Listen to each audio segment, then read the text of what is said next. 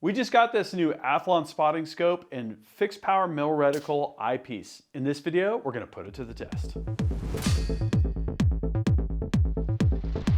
Hey guys, Gavin Gu here from UltimateReloader.com.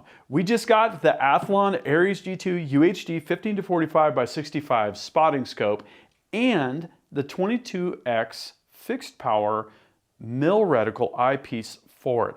This should be a great combination. It'd be really great when we're using our Hawk spotting scope camera to be able to show you all how far off shots were, what kind of offsets we're making for wind and elevation with our dope or holdover with the scope as we're shooting real time in the field.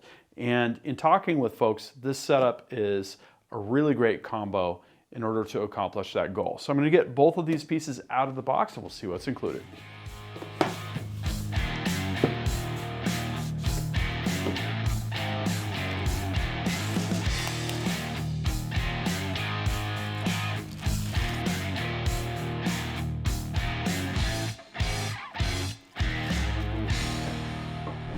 Okay, so here's what we've got. With the spotting scope, we've got the instructions, lens cleaning cloth, front and rear caps. I like the fact that this is one of the collapsing grabber type, where you basically just snap it off, and then when you pinch, just like on a camera, it comes off real easily.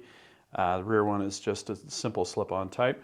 We've got the cover, and then with the eyepiece, we've got protective caps for the front and back for storage, and of course, on the back, we're going to have that for when we're using it with the scope. So that's essentially an extra, and the instructions. Okay, so I'm going to take a moment and install this on the spotting scope. So I actually read the instructions.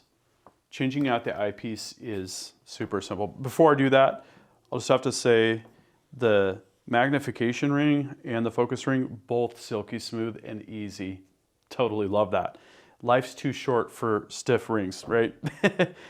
The swap out is super simple. So you can see here we've got this little kind of arrow and we've got the red dot.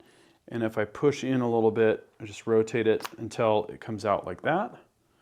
And then we're gonna take the other eyepiece. We've got arrows coming together here. We're gonna rotate it until the arrow is pointing towards the red dot yet again. So as you can see, it's more compact. Makes sense because this is a non-zooming ring, and oh wow, it looks like the field of view is going to be really nice on that. And I can see the reticle. We've got a diopter type adjustment there, get the reticle really sharply in focus, and we're ready to take this out in the field and give it a test. So that's what I'm going to do next. Okay, I'm back. We had a whole bunch of fun testing and shooting with the G2 UHD. Now, first thing that we did was to go up to the 100-yard mid-mountain range where we do all of our scope testing. We've got the optics test rig, and that positions the camera behind the scope. In fact, we just did this element optic, which you're going to want to check out that video for sure. Okay, the other half is the chart that we put at exactly 100 yards that gives us a scale in either MOA or mil. Here you can see the mil chart, and the test here was really simple. We're just going to take a look at the mil chart, which is calibrated for 100 yards, and see how well things line up. Now, if you look at the numbers below the horizontal center point on the chart here, we have very, very good alignment, and that was my goal with this test, was to judge just how accurate is the mil reticle on this fixed eyepiece. Okay, a little later we're going to talk about detailed specs, but I wanted to give you the high-level specs not only for the spotting scope, but also for the fixed eyepiece. So the Ares G2 UHD, it's 15-45 by 65, so it's got a 15 power on the wide end and 45 power on the high magnification and magnification range.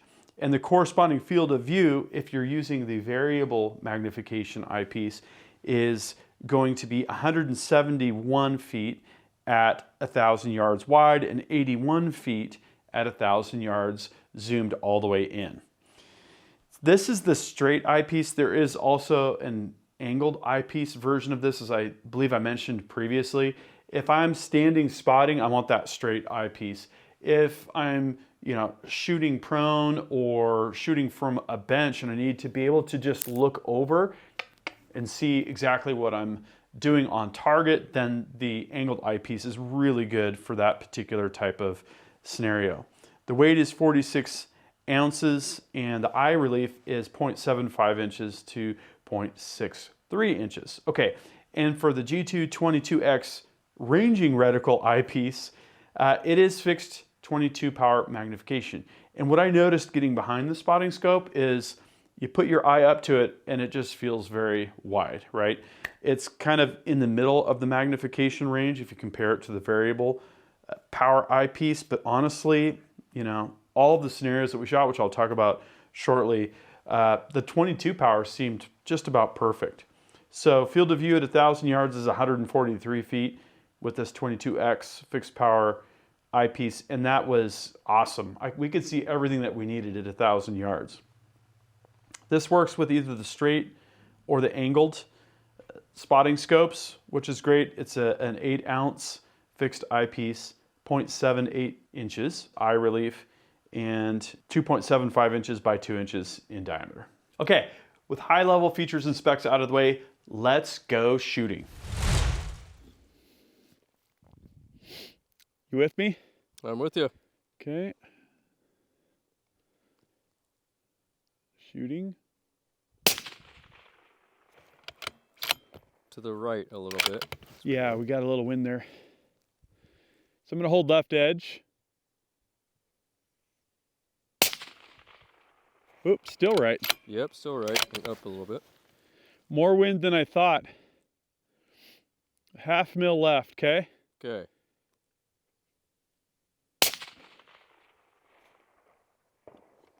Wow, that was loud. Yeah. One more.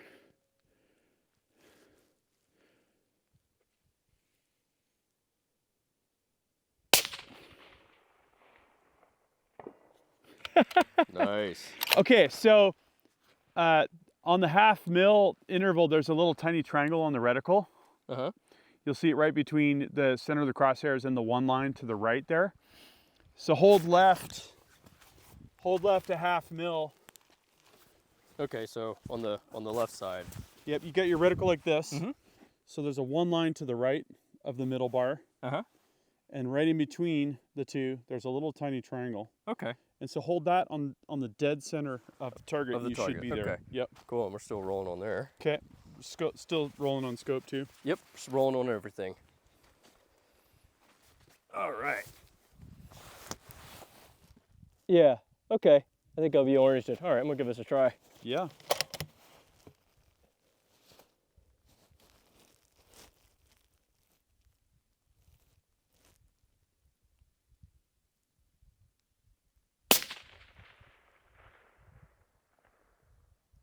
Looks like I might have been to the right. I didn't see which side that was on. Hold it a little bit more level here. I saw your trace. It looked real close. Yeah. Got it. There we go. Nice one. Send Thank one you. more. Same hold.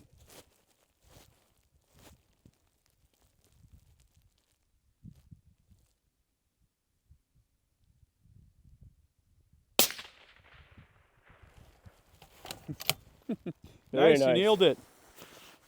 I'd say Yeah. we go to 1,000. What do you think? Let's do it. All right. You ready? I'm ready.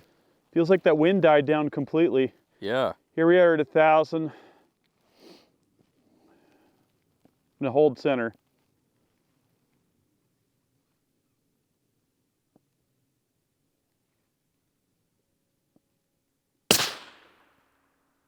Ooh, Just to the that right. was close. Do you see that? Yeah. I'm gonna hold a half.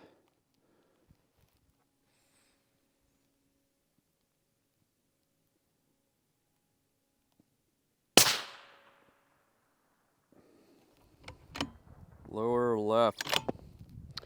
Looked like it might have been low. It was. I'm gonna dial up 2/10.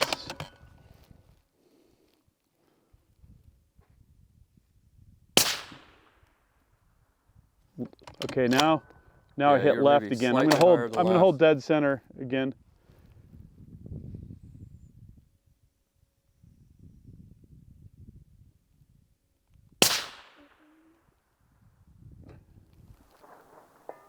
There you are. Wow.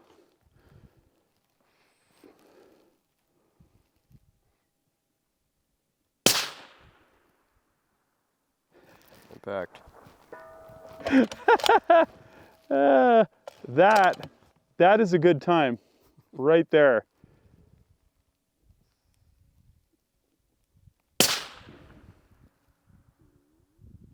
That looked high that time. Yeah. Although I heard it close. ding. Did you hear it ding? I didn't. Huh. Thought I saw it move a little bit, but I didn't hear anything. That was high. It was close though. Got our headwind back.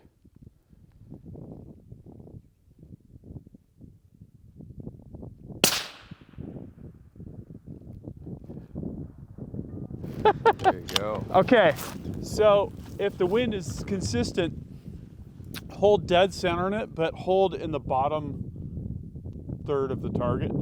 Okay. 1/3 line, 2/3 line, transcess it just a little bit below center. Okay. Wind is picking up. I don't know Yeah. what that's going to do exactly. I But know. There's that. you're going to need to load a mag too. Yes. Okay. You all set back there too? Yep. All right. Give this a try.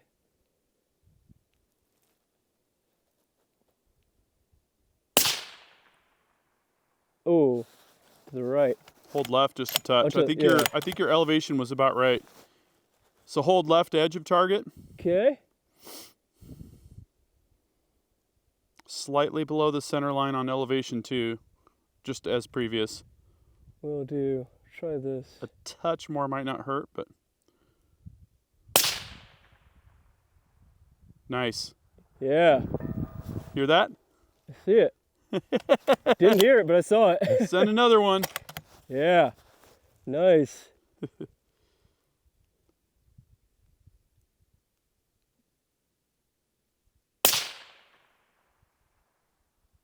More wind. More wind, yeah. Hold more left, yep.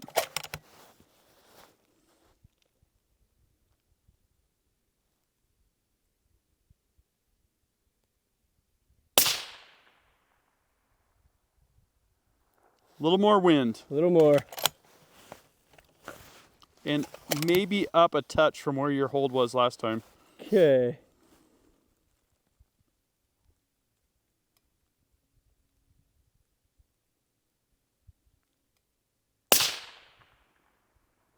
Oh, More wind.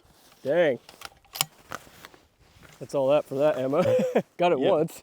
Nice. Throw another one in from that box. Sure. You got this. Just a touch more wind. So, probably need to hold left a little bit more. Yes, correct. And then the elevation was fine. Elevation I think was pretty good, yeah.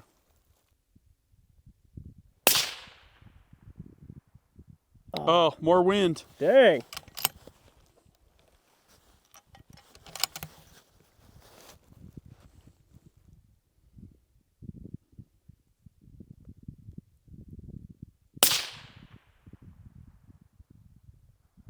More wind. Man, I held on the triangle. Yeah, So, touch more. And you're also not, you need to tilt the scope. It's canted to Yeah. the right. I see. Yep, it's That might change things, but get a little bit level here. Okay. So yeah, I could try in between the triangle and the first hash tilt mark, your scope maybe. to the left a little bit more. Okay, yeah. Like literally tilt the whole rifle to the left. There you Okay. go. About Right. like that? Yeah, Right oh, there. I see. Yep. Yeah, that looks a little bit more level. Okay, so yeah, I have the triangle on the reticle there, so you think I should maybe try a little bit more? Let's try left edge right now. Okay. Now that you tilted the scope. Sure, yeah. Okay, I'll try left edge then.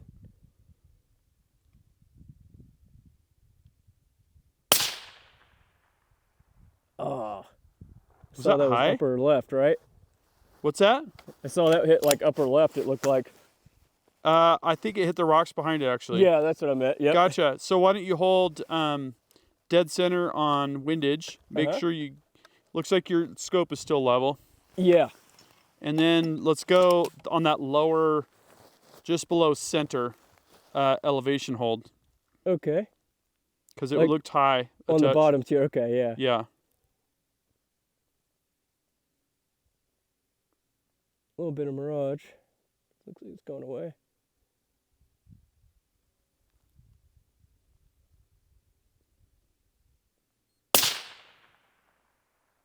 Oh. I kind of had it on the bottom left corner where I was aiming. That still looked maybe a touch high. Yeah. And left. Where was your elevation on that hold? I had the center line kind of on the lower left of the target. Huh, interesting. Yeah. I'd say bring it to the right and down just a touch. Are you holding the trigger back against the trigger guard after the shot goes off?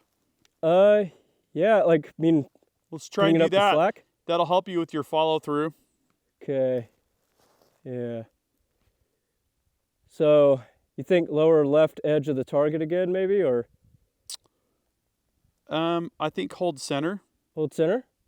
And down towards, you see that spot that's an impact along the center that's on the lower third? Hold on that.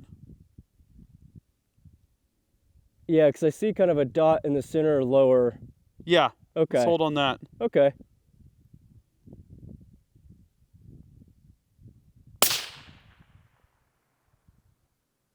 Okay, hold to the, just like that, but to the left a little bit. Okay. Left a little bit.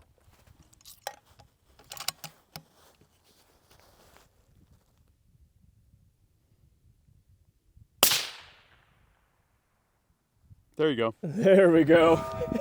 Whoa, listen to that. Yeah.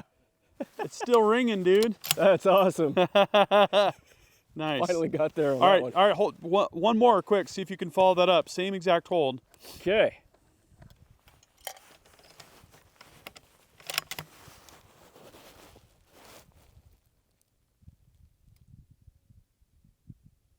And let's listen to it ring without talking.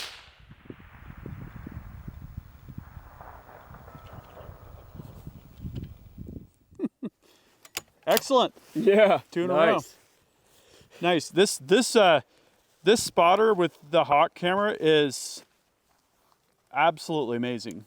Yeah. Like I'm awesome. Literally able to see exactly what you're doing. Oh, yeah, that looks way better too where it is. Yeah, see the reticle is like razor sharp. And I was able to see your misses kind of all around, which is really, really cool. We got this lined up nicely. Yeah. You know, we're very slightly off to the right here and whatnot. So good shooting. Thank you. Yeah. You as well. Appreciate the guidance.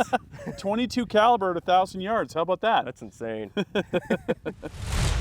Okay, I'm back with our very own Kyle Shields. That has to be one of the funnest ridgeline shooting sessions in a long time. Yeah, that was awesome.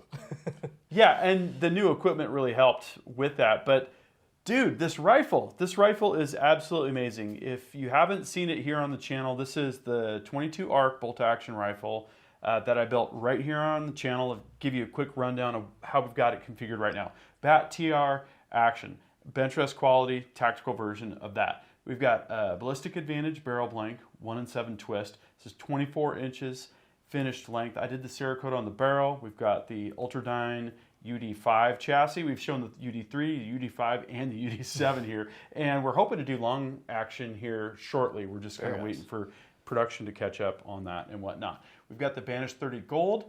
We recently did some scientific testing on that, and if the video isn't already out, check it out when it does come out. Yeah, I really like the whole package here. Yep. Shot really nice, low recoil. I could easily see what I was doing. So that's the awesome thing about this setup. Action, of course, is very nice, very smooth. Really nice 2-stage trigger. Oh yeah, trigger is nice. Point and shoot, and what really stood out to me was how well we were able to spot trace impacts and misses, right? And you can clearly see it with the long shot Hawk. So what we did was we took the G2 UHD, we put the long shot Hawk on it, and you've probably seen that on the channel as well. It gives you this basically bolt-on camera option, works with the same long shot app. We happen to be using the iPad with it, but you could also use your phone with it. And this is great. We even have the trigger cam on the Element Theos, right? So we've got cameras, we've got Hawk, we've got trigger cam kind of all going at the same time. And where we started was I got a really good zero, right? We already had a velocity on this, and we had kind of calculated the dope from when we did the Banished 30 Gold story. So it was really about reestablishing our zero after having taken the suppressor off. It didn't shift a whole off. I think it was off an inch or two at 100 yards, you know. Yeah. So we got our zero really good, and then we went straight out to 660 yards. And this shot, it's actually a little hard to find the target. It's kind of hiding in the rocks. I always struggle to find targets out there, so patience is needed. So my new technique with that is I'll look where I know the target is, and then I'll take the entire rifle with bipod and get it aimed from a windage standpoint.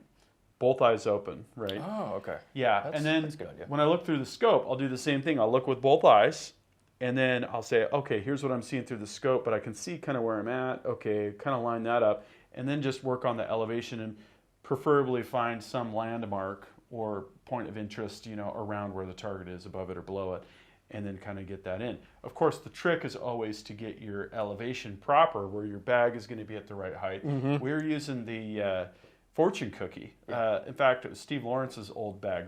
Steve Lawrence from the 6'5 guys. And the nice thing about that is you have a very large elevation range. If you just squeeze it, you can make it that tall, you can make it that tall, you know? Those are nice. Yeah, I Yeah. like those fortune cookie bags. Yeah, exactly. So I think I started at 660, and what was it, within a shot or two? I think I was on target. Yeah, it was pretty quick. Yeah. And really easy to spot those impacts. Again, very mild recoiling, flat shooting, really great long-range capabilities with the ammo we were shooting. So this is the Hornady 22 ARC factory 88 ELDM ammo.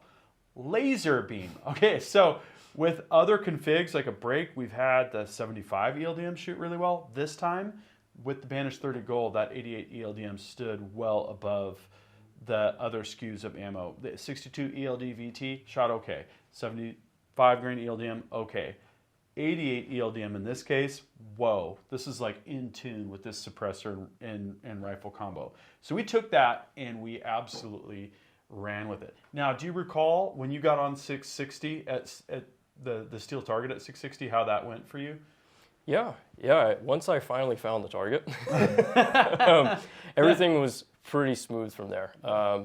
I'm trying to recall if I missed the first one or not. I think I might have been slightly to the right, but then it's just a matter of, you know, with your help, with That's the holdovers, kind of getting things dialed in. And once I found where I needed to be on the reticle, it's just point and shoot at that point, really. And you can get subsequent shots pretty well after that. Like, this is so easy to shoot. You're staying on target. You know, all you have to do is move right back on over. If I'm not good yet at kind of holding my target, right? I tend to shoot and then get curious and move around, and I'm over now. So, but yeah, just get it right back where I need to and take the other shots. So, yeah. That is very confidence inspiring when you have a very stable position that you've built. Obviously, we're shooting prone here with the rear bag, so it's pretty easy to do. And then, you know, able to see the target, good reticle on the optic. And then what I noticed was, it's just even there standing in the sun, it was really easy to see on that large iPad screen the reticle with our fixed 22X eyepiece and the hot camera system. Like, I'm thinking this is going to be something that we're going to use as kind of like the default setup now. I was really surprised how easily you could see the trace. Yeah. So, yeah, the trace and the misses. Like, that, I think the first shot that you had at 660, I was like, upper right, if I remember correctly. And I could just see it very close to the edge of the IPSC target. So, at this point, we moved up to the 1,000-yard range. And this one is a bit tricky because we're shooting, there's a canyon that goes down and back up, and things can get wild. The wind is unpredictable. You know, what's happening at the firing line is not what's happening at the middle. Or the end. It's like standing on the edge of a river, right? It Airflow. is. Yeah, the wind was a little bit all over the place where we were, so it's tricky. It's very tricky. Yeah, it's a little harder than it looks, actually, and probably harder than some other ranges where you don't have the so-called kind of canyon dynamics. But again, I feel like I can't emphasize strongly enough the point that while our 223 trainer is a laser beam and it has zero recoil and it's awesome to shoot, it doesn't quite have the long-range capabilities that this 22 ARC has. The 88 ELDM bullet is very high BC, and the predictability of the dope calculations, I think all of our dope calculations were actually spot on. There you were, yeah. At 1,000, it was within about that far of being dead center on the target, right? So that speaks to the chronograph data that we had, the zero that we did on the rifle. We were just using the shooter app, nothing fancy. No. You know, and at 1,000, I remember taking the shots, and within, again, 2 to 3 shots or whatever, I was on target at 1,000, and then was able to make multiple follow-up hits as well. But then when we switched, so there was a couple things I remember working on you with. One was the follow-through, right? Yes. When you pull the trigger, you want to hold it back, and then wait until you're done seeing the trace, seeing the impact and everything, and then let go, right? Right. And that way you know that you're not steering the rifle and you're not disrupting your sight picture, you know, during that whole process. So that's just a practice and muscle memory kind of thing. Definitely. But then also you had, I think, a little bit more variability in the wind, because you'd be holding over here and then holding over there, and it's like, oh, we're dancing all around the edge of the target. Right? Yeah. It took me a couple tries or a few tries to get the first hit. Yeah. And then after that, it was just, I burned through some of your ammo. So I was like, I appreciate you letting me do that, because it's like, try again. I kept loading, single feeding at that point, and finally got it. And then I think I got 2 or 3, maybe 2. I know at least 2 hits after that. So it's like, okay, gratification one. So, yes. Stop while you're ahead. But it was a good learning experience and good trigger time to shoot at 1,000 yards. This is the second time I think I've shot at 1,000 yards. First time was interview. This would have been the second. So that's true. Yeah. It's been a while. That was a little over a year ago. How about that? How'd you like to have a job interview where you shoot at, I think that day it was like 330, 706, and 1,000. Yep. You know? We did 3. Yeah. And first round impacts at 706 and 1,000. That was awesome. Right? Yeah. Yeah. That was the 6GT. Yes. Similar looking rifle. It was all tan, that one. Yeah, it was. That's right. No, we have a lot of fun here, and things just keep getting better. And that's kind of what I felt at the end of that shooting session. It was like, it was fun for myself to get on target. It was fun to be able to see with greater clarity what you were doing in real time. So, you know, it's not just a tool for a shooter. It's a tool for shooting teams. It's a way to record what's happening while you're shooting, even if you're not looking at the screen and you're looking through the scope. Yeah, so... And it makes, if you're there, like when I was there and vice versa, to me it felt like you're engaged in it as well. You're not just standing around watching someone shoot. You're like seeing what happens, like, oh, you were close. Or, you know, it's exciting. So it's There's cool. like anticipation, like, oh, I can't wait to see if he's going to hit, right? Yeah. And then boom, there it goes. Yeah. And at 1,000, it's pretty funny, this clanking noise that a 22 cal bullet makes. And the delay is insane. So I've been trying to get better about waiting until I hear that so that you all can hear it too, right? If we're talking, it's a 22 cal is easily covered up, right? So let's talk about the combo. So the Ares G2 UHD, 22x ranging mil reticle eyepiece, and the long shot hawk. You know, we've said this a couple times, but I just want to say it again. This is kind of like our ideal spotting and coaching, teaching, and hopefully hunting, you know, setup. And ultimately, it's going to make our content better, right? The content that we do long-range shooting here on the channel. So transitioning to the features and specs, this is part of what you'll see on the landing page for this particular product. Again, there's a separate page for the angled eyepiece version of this and the straight eyepiece version, which was what we have here. And I'll let you read through all of it. I wanted to highlight a few things here. The UHD glass, very, very clear. Yeah, very. You know, extremely, extremely clear image. Better than what you see through the Hawk. Right? Any camera is not going to look as good as what you see with the human eye. That's just the way that cameras are, even on our optics test rig. Waterproof, you know. We're up there in the rain. We're up there in the snow. We're going to be riding in the side-by-side with it, taking it hunting. This is absolutely imperative. Argon purge is going to help any kind of, you know, condensation on the inside. The interchangeable eyepiece is critical here. And honestly, this is a great setup to have the variable power eyepiece, but I don't think it's going to get used much because this works so well. Yeah, I like that one. I like the fixed mil reticle. And to have that reticle on there makes all the difference. Like, oh, you know, you were to the right 1 mil, or, you know, hold your elevation 2.5 mils, or whatever, right? It makes it so easy to make those kinds of spotting corrections for the shooter. Here's another thing. Man, this Arca base, it's built right into the base. That's one of the things I commented on right away. Yeah, like Team every mount should be that way. Because we use Arca pretty much exclusively on all of our tripods. We're going to move all of our cameras over as well. It's too convenient. It's just nice. Pop up your tripod, drop it in, clamp it down, good to go. Now you still have your quarter 20 tapped hole on the bottom. With the anti-rotation as well. Anti-rotation hole as well, if you have one of those flip-up little brass nubs that keeps your plate from rotating and all that. There might be a time when we use that as well, but yeah, Arca is kind of our way to go. And then I always like to point out the smoothness of this focus ring. It's important that it's not a lot of friction. Why? Because when you've got a really delicate setup going with maybe a ball head that's not screwed down all the way, or even is, if you have to torque that baby, you're going to start influencing where it's aimed and get really frustrated. So enough tension on there to keep it from moving on its own, but not too much. So A+ on that particular feature. Okay, that's all the things that we liked about it. Some things that would be worth considering for Athlon. How about a black or dark gray color option for these complement pieces? Additional reticle options might be useful for like people that are shooting an MOA. I didn't happen to see that. That's what I was thinking too. I mean, correct me if I'm wrong. It's not there yet. Additional magnification options.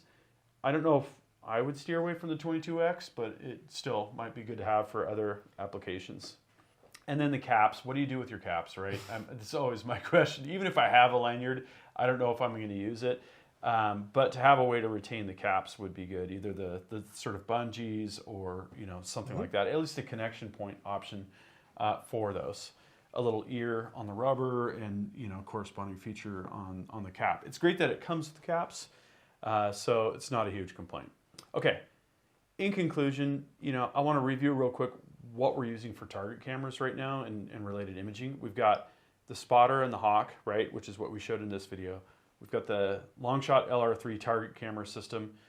We've got the trigger cam, which we also used in this story. And we also have drones, right? We use all of these tools for different scenarios, and they all have different pros and cons. Definitely. Right? The spotter is going to show you mirage. Sometimes that's helpful to illustrate what it's like for the shooter to look through a scope, right? Other times, it's going to just blur things too much and remove the clarity and detail. That's where we go to a dedicated target camera close to the target. Even if it's 20, 30 feet away, whatever it takes, 20, 30 feet of mirage as opposed to, 0.8 miles for shooting Harold, a 4-foot-tall rock chuck.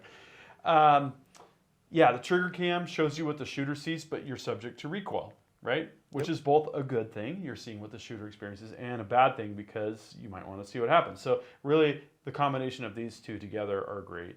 And then the drone is always an issue about battery life, flying to the target, missing things, being able to get transition from one target to the next really rapidly. If we were actually, recording a PRS type shooting environment, that would be difficult. Takes time to get it out there, everything, batteries and all that, so it has its own usefulness, but yeah.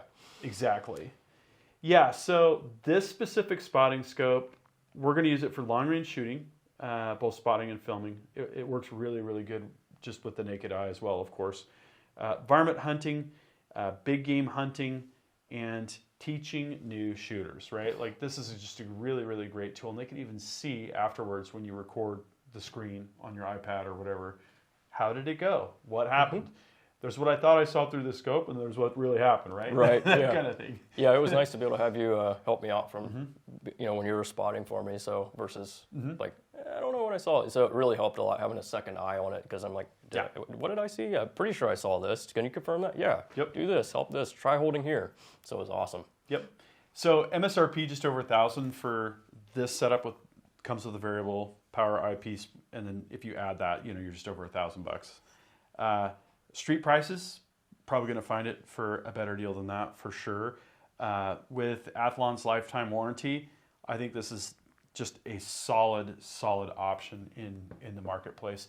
And I'm kind of thinking about us potentially getting a second one so that we can use two simultaneously, or send one group of people off on a hunt or at a match or whatever and still have this one, because it's that good. It is. This is a game changer for us here. So I hope you enjoyed that footage. I hope you enjoyed kind of coming along with us and shooting with us. We had a great time. And yeah, this kind of equipment definitely adds to the experience. So what we'd like to know is, what do you think of the Ares G2 UHD? Did you enjoy the shooting that we did? Are you using a spotting scope like this for a very particular shooting application at a match or hunting or whatever? Drop that comment and we'll start a discussion. Thank you, Kyle, for joining me. Appreciate it. A lot of fun. Yeah. More good times to come. That concludes this video, and that means it's time to wrap it up. I hope you enjoyed this video. Don't forget to like and subscribe. Also, we're on Facebook, YouTube, Rumble, where we've got unrestricted content, and Instagram. Make sure to follow us on all those channels. Ultimate Reloader also has a commercial solutions division serving law enforcement, the military, and the gun industry. We have some unique capabilities, including a comprehensive suite of recoil testing and evaluation capabilities, trigger profiling, and more. If you're interested in custom rifles like what we build here on the channel or gunsmithing services, you're going to want to go to rifles.ultimatereloader.com and get on the wait list. If you want to learn lucrative gunsmithing like what I show here on the channel, including building custom rifles and Cerakote plus a whole bunch more, you're going to want to check out the Colorado School of Trades, schooloftrades.edu. Thanks again for watching.